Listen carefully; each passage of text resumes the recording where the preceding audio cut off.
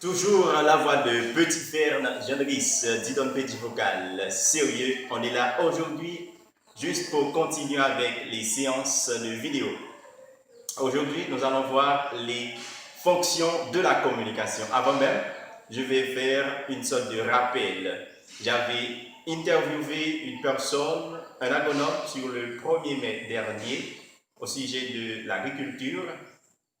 J'avais donné mon plan sur YouTube. J'avais donné aussi les importances de la communication. J'avais défini la communication. Mais aujourd'hui, nous allons voir les fonctions de la communication. Alors, n'oubliez pas de liker, de partager et d'abonner à la chaîne. La fonction expressive, cela se rapporte à la personnalité de l'émetteur. Par exemple, je peux dire c'est un avocat qui parle, c'est un pasteur qui parle.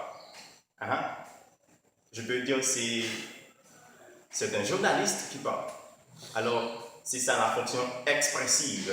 La fonction conative, c'est de forcer le destinataire à réagir. Alors la définition, ou du moins la différence qui existe entre destinateur et destinataire, le destinataire, c'est celui qui émet le message, on peut dire c'est l'émetteur aussi. Destinataire, c'est celui qui reçoit le message, on peut dire c'est le récepteur. C'est de forcer le destinataire à réagir. Comment? Si vous communiquez avec une personne, alors vous savez que la personne a quelques vides, a quelques faiblesses. Vous pouvez toucher ces faiblesses afin que ces personnes puissent vous communiquer. C'est ça la fonction conative. La fonction fatigue, c'est de maintenir le contact. Par exemple, je peux donner une blague juste pour mettre le public en haleine. Juste pour mettre le public en haleine, je peux donner une blague. C'est ça la fonction fatigue. La fonction référentielle, c'est de faire référence à une citation, du moins à une date, juste pour faire comprendre les choses.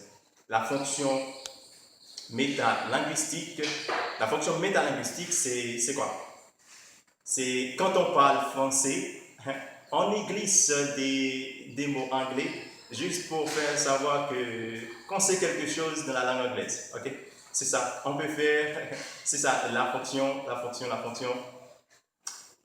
métalinguistique. Voilà un rappel, la fonction expressive, la fonction conative, la fonction fatigue, la fonction référentielle et la fonction métalinguistique.